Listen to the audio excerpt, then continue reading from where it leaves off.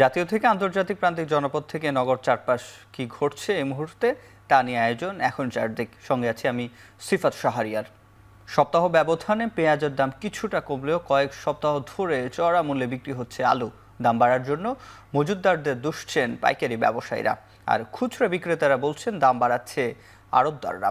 ছুটির দিনে রাজধানীর বিভিন্ন বাজার ঘুরে দেখা যায় নভেম্বরের শুরুতে খুচরা পর্যায়ে প্রতি কেজি আলু ৬০ থেকে ৬৫ টাকা বিক্রি হলেও বর্তমানে তা ঠেকেছে ৭০ থেকে ৭৫ টাকায়। এদিকে বেশ কিছুদিন চড়া দাম থাকার পর চলতি সপ্তাহে কমেছে পেঁয়াজের দাম। ১০-১৫ টাকা কমে দেশি পেঁয়াজ ১১০ থেকে ১২০ টাকা, আর ভারতীয় পেঁয়াজ বিক্রি হচ্ছে ৮০ থেকে ৯০ টাকা। আড়তদারদের কাছ থেকে বেশি দামে আলু কেনার অভিযোগ খুচরা পর্যায়ে বিক্রেতাদের। আর আলুর দাম নাগালের বাইরে মন্তব্য করে ক্রেতারা বলছেন মৌসুম অনুযায়ী কমেনি পেঁয়াজের দামও। এদিকে বাজারে শীতকালীন সবজির সরবরাহ বাড়ায় স্থিতিশীল রয়েছে সবজির দাম। ক্রেতা বিক্রেতাদের আশা পুরোপুরি শীতের সবজির দাম আরও কমবে। গত সপ্তাহ ফুলকপি আসলে ভালো, যে এটা ৫০-৬০ টাকা পিস, এই সপ্তাহ ও ৫০-৬০ টাকা পিস। আমি কোনো সবজির দামে বর্তমানে বাড়ে না, সীমিত ভিতরেই আছে। এখন কপির দাম একটু আগের চেয়ে একটু কম, আগে ছিল ৭০-৮০, এখন ৫০-৪০-৬০। মানে দেখেন যে ৩৫০ টাকা পারলে এখন সিজন আসছে, এরপরেও শীতকাল সবজি এত বাড়ার পরেও আলুর দাম এই অবস্থা, ৩৫০ টাকা পারলাম। গত সপ্তাহ দেশি পেঁয়াজের বাজার ছিল ১৪০-১৫০, আজকে বেচতেছি ১১০ টাকা। এদিকে রাজধানীর বাইরে সরবরাহ স্বাভাবিক থাকলেও খুচরা বাজারে স্বস্তি মিলছে না সবজির দামে। তবে চট্টগ্রামের বাজারে বেড়েছে সামুদ্রিক মাছের সরবরাহ, এতে কিছুটা কমেছে দাম। ময়মনসিংহের বাজারে পাইকারি পর্যায়ে সব ধরনের সবজির দাম কেজিতে কমেছে ৫০০ থেকে ৬০ টাকা। তবে খুচরা বাজারে টানা যাচ্ছে না দামের নাগাল। পাইকারি ৭০ টাকার কাঁচামরিচ খুচরায় বিক্রি হচ্ছে ১২০ থেকে ১৩০ টাকা, ৮০ টাকার শিম খুচরায় ১২০ টাকা, ৪০ টাকার শসা খুচরা পর্যায়ে বিক্রি হচ্ছে ৬০ টাকা দরে। ভরা মৌসুমেও নওগাঁয় সব ধরনের সবজির দাম চড়া। পাইকারি বাজারে ৪০ টাকার নিচে মিলছে না কোনো সবজি, খুচরা বাজারে যা আরও বেশি। দামের ঊর্ধ্বগতিতে অস্বস্তিতে ভোক্তারা। এদিকে সামুদ্রিক মাছে ভরপুর দেশের বৃহত্তম পাইকারি মাছ বাজার চট্টগ্রামের ফিশারি ঘাটে কিছুটা কমেছে দাম। তবে ইলিশের যোগান কম থাকায় হতাশ বিক্রেতারা। অন্যদিকে চাঁদপুরের মাছ ঘাটেও দেখা মিলছে না ইলিশের, এতে কেজিতে দাম বেড়েছে ২০০ থেকে ৩০০ টাকা।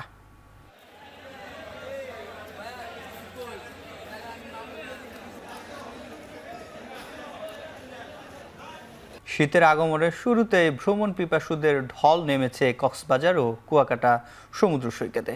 সমুদ্রের বিশালতা, হিমেল হাওয়া আর নীল জলরাশির সঙ্গে উচ্ছ্বাসে মেতে উঠেছেন নানা বয়সী মানুষ। ছুটির দিনে সকাল থেকে কক্সবাজারের সুগন্ধা, কলাতলি ও লাবণী পয়েন্টে ছিল পর্যটকদের উপচে পড়া ভিড়। শীতের আগমনে পর্যটক বাড়ায় কক্সবাজারের ৫ শতাধিক হোটেল, মোটেল, রিসোর্ট ও গেস্ট হাউসের কোথাও ৭০ থেকে ৮০% রুম বুকিং হয়ে গেছে। ব্যবসায়ীরা বলছেন গেল অক্টোবরের মাঝামাঝি থেকে কক্সবাজারের পর্যটন খাতে সুদিন যাচ্ছে। ছুটির ২ দিনে ১০০ কোটি টাকার ব্যবসার আশা তাদের। এদিকে মোহনীয় সৌন্দর্যের টানে দেশের বিভিন্ন প্রান্ত থেকে পর্যটকরা ছুটছে কুয়াকাটায়, যাতে আপন রূপে ফিরেছে সমুদ্রকন্যা কুয়াকাটা। চাঙ্গা হয়ে উঠেছে পর্যটন নির্ভর ব্যবসা বাণিজ্য। ২ শতাধিক হোটেল, মোটেল, রিসোর্টে বুকিং হয়েছে ৯০% রুম, যাতে ছুটির ২ দিনে ৫০ কোটি টাকার বাণিজ্যের আশা করছেন খাত সংশ্লিষ্টরা। এছাড়াও সাজেক, রাঙ্গামাটি শহর ও কাপ্তাই ৬০ থেকে ৭০% বুকিং হয়েছে। এই বছর কক্সবাজারে প্রতি মাসে ৪ বার বা ২ বার হলেও আসছে, কারণ কক্সবাজার আমার কাছে কক্সবাজারে পরিবেশ সুন্দর, আবহাওয়া সুন্দর, আমরা ফ্যামিলি সহ আসছি। সবসময় সব জায়গাতেই ঘুরতে ভালো লাগে, তো কক্সবাজার তো একটু বেশি ভালো লাগে। আমাদের কাছে কুয়াকাটা মনোরম পরিবেশ, সবজি দুই শৃঙ্খলাবোধ ঠিক আছে। কুয়াকাটাই একমাত্র সমুদ্রকন্যা যেখানে বসে এক জায়গায় বসে সূর্য অস্ত এবং সূর্য উদয় দেখা যায়। দেখছেন এখন চারদিক। নতুন নির্বাচন কমিশনের প্রতি আস্থা রাখতে চায় বিএনপি। এই জন্য নতুন কমিশনকে কথা কম বলে কাজ বেশি করার অনুরোধ দিয়েছেন বিএনপি চেয়ারপারসনের উপদেষ্টা সৈয়দ মোয়াজ্জেম হোসেন আলাল। শুক্রবার বাংলাদেশ জাতীয়তাবাদী প্রচার দলের ১৩তম প্রতিষ্ঠা বার্ষিকীতে বিএনপির প্রতিষ্ঠাতা শহীদ প্রেসিডেন্ট জিয়াউর রহমানের সমাধিতে শ্রদ্ধা নিবেদন শেষে সাংবাদিকদের একথা বলেন তিনি। আলাল বলেন, এর আগে প্রধান ও আইন উপদেষ্টা নির্বাচন নিয়ে কাজ শুরু হওয়ার যে ইঙ্গিত দিয়েছেন তা বৃহস্পতিবার নতুন নির্বাচন কমিশন নিয়োগ দেওয়ার মাধ্যমে শুরু হয়েছে। এছাড়া বিএনপি যে দ্রুত নির্বাচন দেওয়ার দাবি জানাচ্ছে, সেক্ষেত্রে সংস্কার পরে হবে কিনা এমন প্রশ্নের জবাবে তিনি বলেন, সংস্কারের জন্মদাতা বিএনপি, ক্ষমতায় গেলে শহীদ জিয়ার ১৯ দফা সহ মোট ৩১ দফা সংস্কার করা হবে।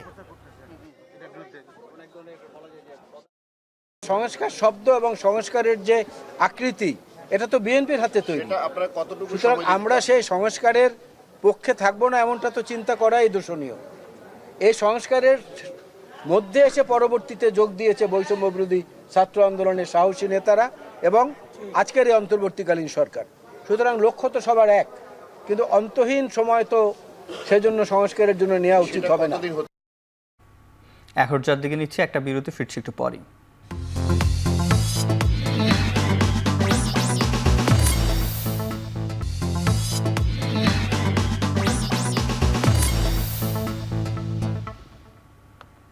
বিরতির পর ফিরে এলাম, আপনারা দেখছেন এখন চারদিক।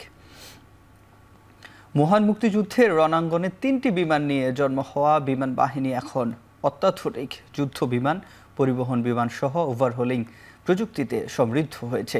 অপারেশনাল ও প্রশাসনিক সক্ষমতা বাড়াতে আরও অনেকগুলো প্রকল্প হাতে নেওয়া হয়েছে বলে জানিয়েছেন বিমান বাহিনী প্রধান air chief marshal Hasan Mahmud খান।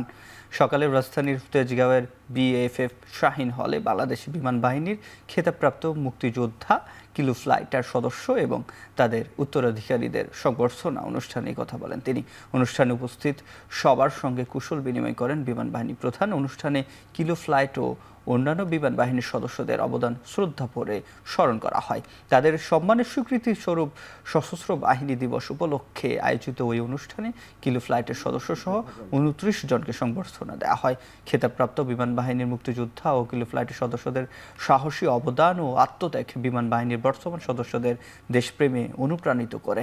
এই সংবর্ধনা অনুষ্ঠানে প্রিন্সিপাল স্টাফ অফিসার সহ বিমান বাহিনীর ঊর্ধ্বতন কর্মকর্তারা উপস্থিত ছিলেন। আজকের আধুনিক ও সুপরিসর বিমান বাহিনী আমাদের পূর্বসূরিদের বিচক্ষণতা, দূরদৃষ্টি, গতিশীল নেতৃত্ব ও অক্লান্ত পরিশ্রমেরই ফসল। আমরা চেষ্টা করছি বিমান বাহিনীর উন্নয়নের ক্রমধারাকে আরও সামনে এগিয়ে নিতে। এরই ধারাবাহিকতায় ইতিমধ্যে বিমান বাহিনীতে সংযোজিত হয়েছে 4র্থ প্রজন্মের জঙ্গি বিমান, সুপরিসর পরিবহন বিমান, অত্যাধুনিক হেলিকপ্টার, বিভিন্ন ধরনের উচ্চ ক্ষমতা সম্পন্ন আকাশ প্রতিরক্ষা রেডার, ভূমি থেকে আকাশে নিক্ষেপণযোগ্য ক্ষেপণাস্ত্র এবং যুগোপযোগী সামরিক সরঞ্জাম। নতুন প্রজন্মের কাছে বাংলা সংস্কৃতি, শুদ্ধ বাংলা বানান ও এর ব্যবহার ছড়িয়ে দিতে ষষ্ঠবারের মতো স্পাহানি ট্রি লিমিটেড আয়োজন করেছে দেশের সবচেয়ে বড় মেধাভিত্তিক TV reality show Ispahani Mirzapur বাংলাবিদ।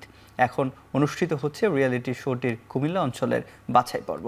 সকাল থেকে নগরীর নবাব ফয়েজুন্নেসা সরকারি বালিকা উচ্চ বিদ্যালয় মাঠে প্রাথমিক বাছাই পর্বের এই প্রতিযোগিতা অনুষ্ঠিত হয়। প্রতিযোগিতায় কুমিল্লা অঞ্চলের 6ষ্ঠ থেকে 10ম শ্রেণীর সহস্রাধিক শিক্ষার্থী অংশগ্রহণ করেন।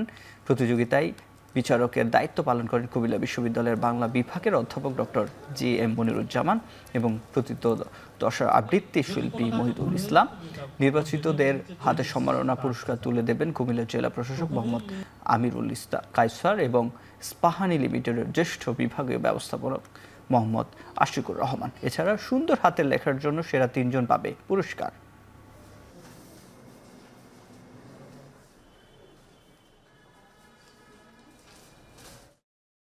আমাদের এই আয়োজনের স্লোগান হচ্ছে বাংলায় জাগি ভরপুর। আমরা চাই যে বাংলাকে আমাদের মর্মে ধারণ করতে, আমাদের নতুন প্রজন্মের কাছে বাংলাকে সঠিকভাবে ছড়িয়ে দিতে, বাংলা ঐতিহ্য, বাংলা চর্চা, বাংলা বানান, এগুলো যেন আমাদের নতুন প্রজন্ম সঠিকভাবে জানতে পারে এবং বাংলা যে আমাদের বাংলায় যে এতদিনের যে ঐতিহ্য এবং ঐতিহ্য অনুযায়ী যেন আমরা বাঁচতে পারি। এবার দেশের বাইরের প্রসঙ্গ। যুক্তরাষ্ট্রের নতুন অ্যাটর্নি জেনারেল হিসাবে পাম বন্ডিকে মনোনীত করেছে ডোনাল্ড ট্রাম্প। এর আগে 59 বছর বয়সী রিপাবলিকান এই নারী ফ্লোরিডার অ্যাটর্নি জেনারেলের দায়িত্ব সামলেছেন। প্রথমবারের মতো অভিশংসনের বিচারের সময় ট্রাম্পের পক্ষে আইনি লড়াই ছিলেন পাম বন্ডি। এদিকে বিতর্কের পক্ষে বৃহস্পতিবার রাতে অ্যাটর্নি জেনারেল হিসেবে নিজের নাম প্রত্যাহার করে নেন ম্যাট গাটজ। যৌন নিপীড়ন ও মাদক সেবনের অভিযোগে ম্যাটের বিরুদ্ধে তদন্ত চলছিল। সরে দাঁড়ালেও ট্রাম্প প্রশাসনকে সব সময় সমর্থন দেওয়ার কথা জানান তিনি।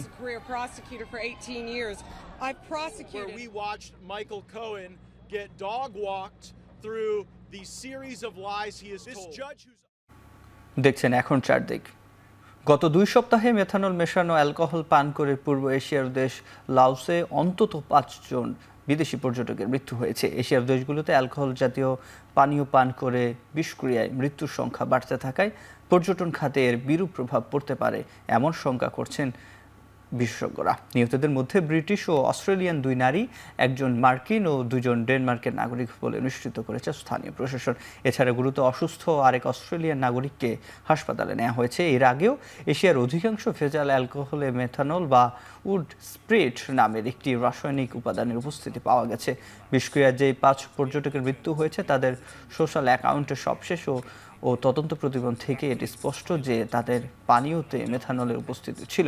ব্রিটিশ সংবাদ মাধ্যম বিবিসি বলছে, দক্ষিণ ও পূর্ব এশিয়ার অনুন্নত দেশগুলোতে মেথানল বিষক্রিয়ার মৃত্যুর ঘটনা যে হারে বাড়ছে তাতে করে এসব অঞ্চল ভ্রমণে অনুৎসাহিত বোধ করছেন পর্যটকরা।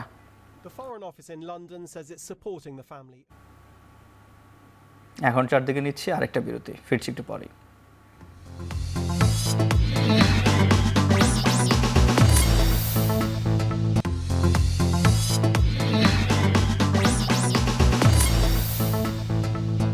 বিরতির পর ফিরে এলাম, আপনারা দেখছেন এখন চারদিক। এবার খেলার প্রসঙ্গ। ওয়েস্ট ইন্ডিজের বিপক্ষে সাদা পোশাকে লড়াই নামছে বাংলাদেশ। ম্যাচ শুরু হবে বাংলাদেশ সময় রাত 8টায়। 2 ম্যাচের টেস্ট সিরিজের ক্যারিবীয়দের বিপক্ষে মাঠে নামবে মেহেদী হাসান মিরাজের নেতৃত্বাধীন নতুন বাংলাদেশ। দেশের বাইরে বাংলাদেশের প্রথম টেস্ট সিরিজের বিজয়ের অনন্য কৃতিত্ব এই উইন্ডিজের মাটিতে। অ্যান্টিগার স্যার ভিভিয়ান রিচার্ডস স্টেডিয়ামে হবে সিরিজের প্রথম টেস্ট। মুখোমুখি 20 দেখায় এখন পর্যন্ত উইন্ডিজের জয়। 14 ম্যাচে 4টি জিতেছে বাংলাদেশ। টাইগারদের সর্বনিম্ন টেস্ট ইনিংসের রেকর্ড এই ভেন্যুতেই। তবে নতুন অধিনায়ক মেহেদী হাসান মিরাজ চাইবেন দেশের 50তম টেস্টকে স্মরণীয় করে রাখতে।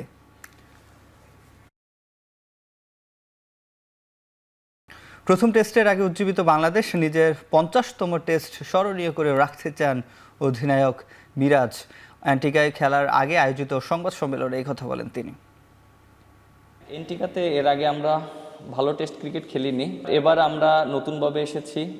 আমরা এখানে প্রায় 10 দিনের মতন প্র্যাকটিস করেছি, একটা প্র্যাকটিস ম্যাচ খেলেছি এবং প্লেয়াররাও খুব ভালো প্রিপারেশন নিয়েছে। আমি অনেক কনফিডেন্ট যে আমার টিম অনেক ভালো করবে।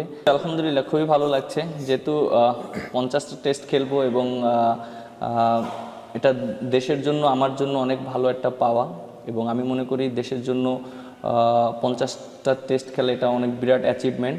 সো আশা করি এটা আমার জন্য বড় একটা অ্যাচিভমেন্ট থাকবে এবং সেটা জন্য স্মরণীয় করে রাখতে পারি। দেখছেন এখন চারদিক।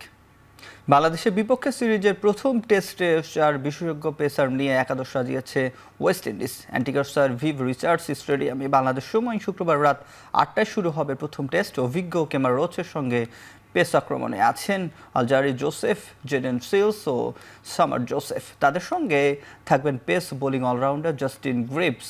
অ্যান্টিগার পেস সহায়ক এই মাঠে কোনো বিশেষজ্ঞ স্পিনার ছাড়াই খেলতে নামছে ওয়েস্ট ইন্ডিজ। তবে অধিনায়ক ক্রেইগ ব্যাথওয়েট ও কেভিন হজ প্রয়োজনে বোলিং করতে পারেন।